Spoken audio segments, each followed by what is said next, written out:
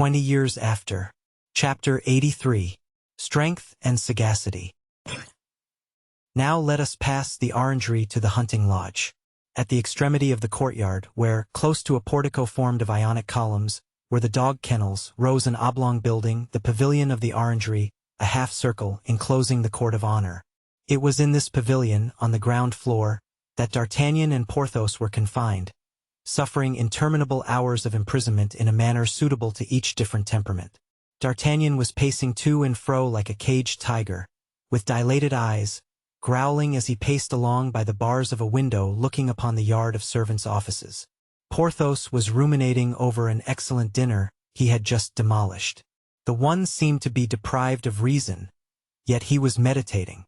The other seemed to meditate, yet he was more than half asleep. But his sleep was a nightmare, which might be guessed by the incoherent manner in which he sometimes snored and sometimes snorted. "Look," said D'Artagnan. "Day is declining. It must be nearly 4 o'clock. We have been in this place nearly 83 hours. "Hem!" muttered Porthos, with a kind of pretense of answering. "Did you hear, eternal sleeper?" cried D'Artagnan, irritated that anyone could doze during the day, when he had the greatest difficulty in sleeping during the night. "What?" said Porthos. "I say we have been here 83 hours. "'Tis your fault," answered Porthos. "How my fault?" "Yes, I offered you escape. By pulling out a bar and pushing down a door?" "Certainly, Porthos. Men like us can't go out from here purely and simply." "Faith," said Porthos. "As for me, I could go out with that purity and that simplicity which it seems to me you despise too much." D'Artagnan shrugged his shoulders. "And besides," he said, "going out of this chamber isn't all." "Dear friend," said Porthos, "you appear to be in a somewhat better humor today than you were yesterday. Explain to me why going out of this chamber isn't everything." "Because, having neither arms nor password, we shouldn't take 50 steps in the court without knocking against a sentinel." "Very well," said Porthos. "We will kill the sentinel and we shall have his arms." "Yes, but before we can kill him, and he will be hard to kill, that Swiss. He will shriek out and the whole picket will come, and we shall be taken like foxes, we who are lions, and thrown into some dungeon, where we shall not even have the consolation of seeing this frightful grey sky of Rouen, which no more resembles the sky of Tarbes than the moon is like the sun. Lackaday! If we only had someone to instruct us about the physical and moral topography of this castle. Ah! When one thinks that for 20 years, during which time I did not know what to do with myself, it never occurred to me to come to study Rouen." "What difference does that make?" said Porthos. "We shall go out all the same. Do you know, my dear fellow, why master pastry cooks never work with their hands?" "No," said Porthos, "but I should be glad to be informed." "It is because in the presence of their pupils they fear that some of their tarts or creams may turn out badly cooked." "What then?" "Why, then they would be laughed at, and a master pastry cook must never be laughed at."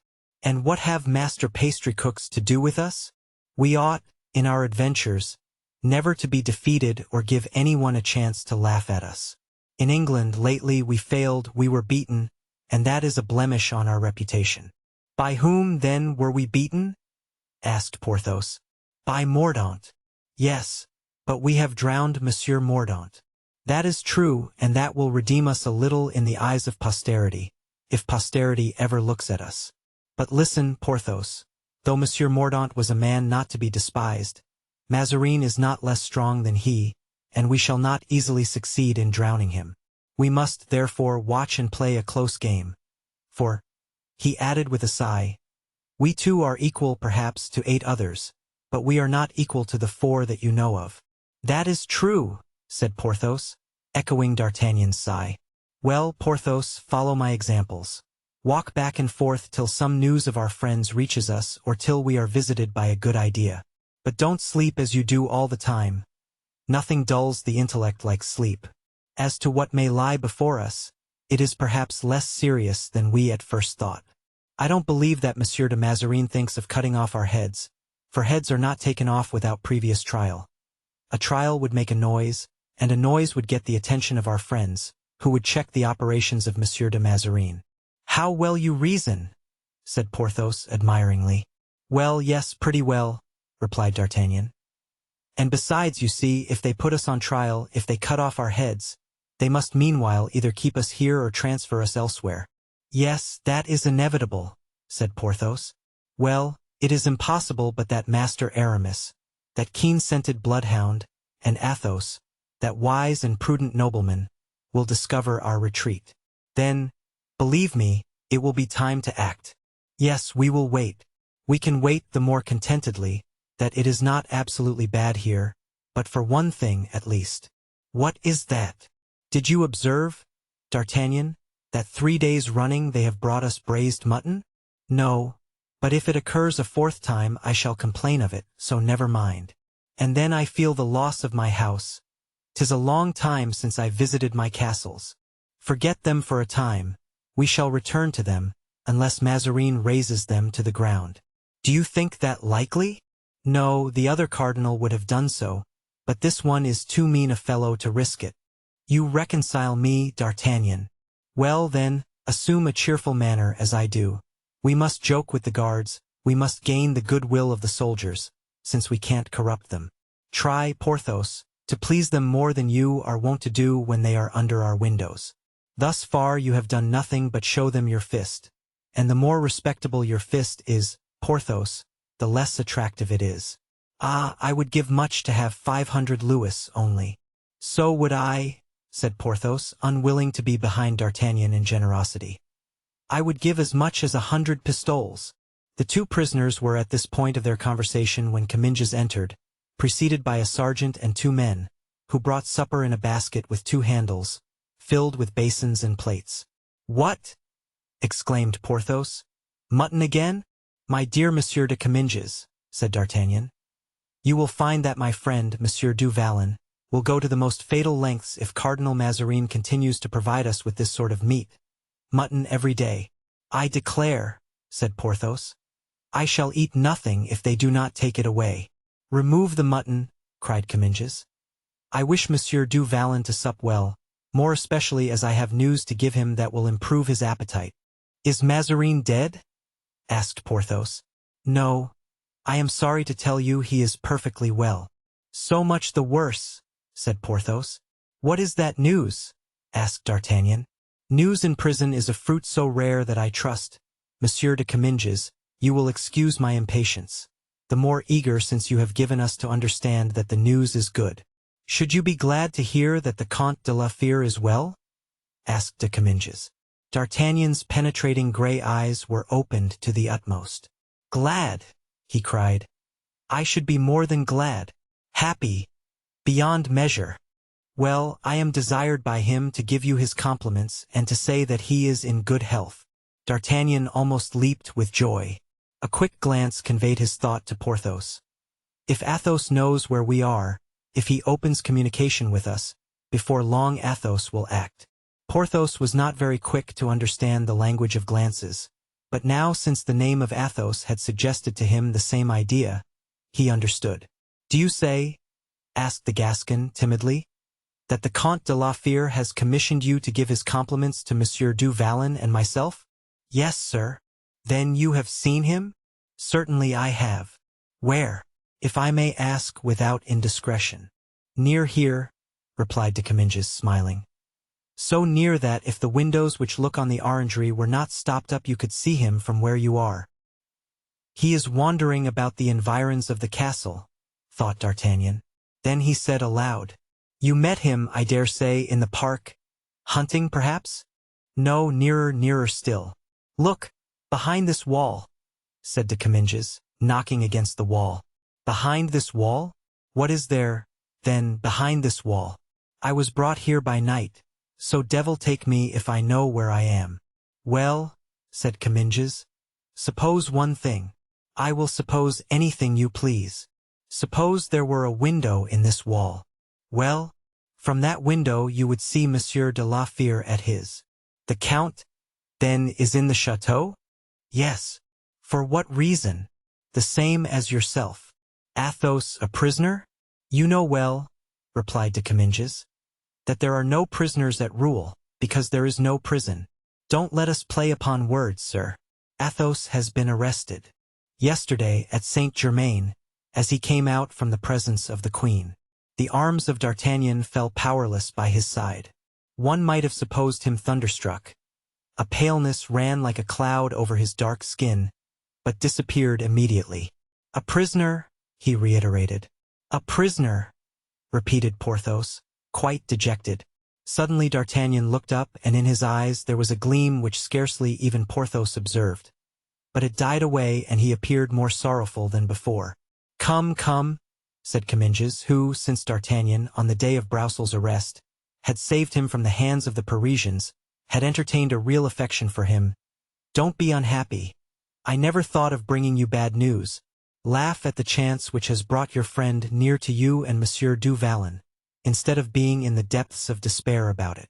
But D'Artagnan was still in a desponding mood. "And how did he look?" asked Porthos, who, perceiving that D'Artagnan had allowed the conversation to drop, profited by it to put in a word or two. "Very well indeed, sir," replied Comminges. "At first, like you, he seemed distressed, but when he heard that the cardinal was going to pay him a visit this very evening—" "Ah!" cried D'Artagnan. "The cardinal is about to visit the Comte de la Fère?" "Yes, and the count desired me to tell you that he should take advantage of this visit to plead for you and for himself." "Ah! Our dear count," said D'Artagnan. "A fine thing indeed," grunted Porthos. "A great favor. Zounds! Monsieur the Comte de la Fère, whose family is allied to the Montmorency and the Rohan, is easily the equal of Monsieur de Mazarin." "No matter," said D'Artagnan in his most wheedling tone. "On reflection, my dear du Vallon, it is a great honor for the Comte de la Fère, and gives good reason to hope. In fact, it seems to me so great an honor for a prisoner that I think Monsieur de Comminges must be mistaken." "What? I am mistaken? Monsieur de Mazarin will not come to visit the Comte de la Fère, but the Comte de la Fère will be sent for to visit him." "No, no, no," said Comminges, who made a point of having the facts appear exactly as they were. "I clearly understood what the cardinal said to me.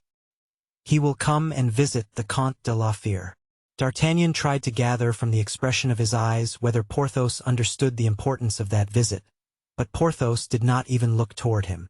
"It is, then, the cardinal's custom to walk in his orangery?" asked D'Artagnan. "Every evening he shuts himself in there.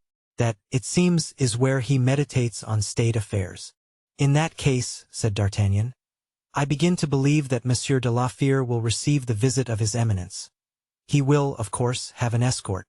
"Yes, 2 soldiers." "And will he talk thus of affairs in presence of 2 strangers? The soldiers are Swiss, who understand only German. Besides, according to all probability they will wait at the door." D'Artagnan made a violent effort over himself to keep his face from being too expressive. "Let the cardinal take care of going alone to visit the Comte de la Fère," said D'Artagnan. "For the count must be furious." Comminges began to laugh. "Oh, oh! Why, really, one would say that you four were anthropophagi. The count is an affable man. Besides, he is unarmed. At the first word from his eminence, the 2 soldiers about him would run to his assistance." "2 soldiers," said D'Artagnan, seeming to remember something. "2 soldiers, yes. That, then, is why I hear 2 men called every evening and see them walking sometimes for half an hour under my window. That is it. They are waiting for the cardinal, or rather for Bernouin, who comes to call them when the cardinal goes out." "Fine-looking men, upon my word," said D'Artagnan. "They belong to the regiment that was at Lens, which the prince assigned to the cardinal." "Ah, monsieur," said D'Artagnan, as if to sum up in a word all that conversation. "If only his eminence would relent and grant to Monsieur de la Fère our liberty." "I wish it with all my heart," said Comminges. "Then, if he should forget that visit, you would find no inconvenience in reminding him of it?" "Not at all." "Ah, that gives me more confidence."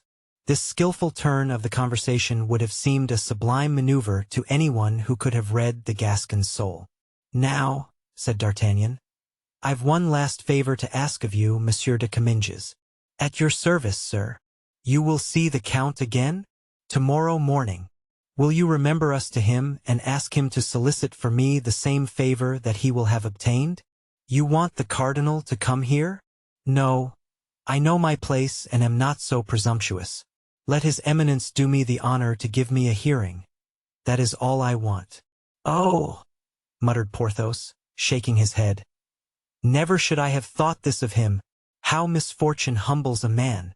"I promise you it shall be done," answered de Comminges. "Tell the Count that I am well, that you found me sad, but resigned." "I am pleased, sir, to hear that. And the same, also, for Monsieur du Vallon." "Not for me," cried Porthos. "I am not by any means resigned. But you will be resigned, my friend." "Never." "He will become so, monsieur. I know him better than he knows himself. Be silent, dear du Vallon, and resign yourself." "Adieu, gentlemen," said de Comminges. "Sleep well. We will try." De Comminges went away, D'Artagnan remaining apparently in the same attitude of humble resignation. But scarcely had he departed when he turned and clasped Porthos in his arms with an expression not to be doubted. "Oh!" cried Porthos. "What's the matter now? Have you gone mad, my dear friend?" "What is the matter?" returned D'Artagnan. "We are saved." "I don't see that at all," answered Porthos. "I think we are all taken prisoners, except Aramis, and that our chances of getting out are lessened since one more of us is caught in Mazarin's mousetrap, which is far too strong for two of us, but not strong enough for three of us," returned D'Artagnan. "I don't understand," said Porthos. "Never mind. Let's sit down to table and take something to strengthen us for the night." "What are we to do, then, tonight?" "To travel, perhaps." "But—" "Sit down, dear friend, to table. When one is eating, ideas flow easily. After supper, when they are perfected, I will communicate my plans to you." So Porthos sat down to table without another word and ate with an appetite that did honor to the confidence that was ever inspired in him by D'Artagnan's inventive imagination.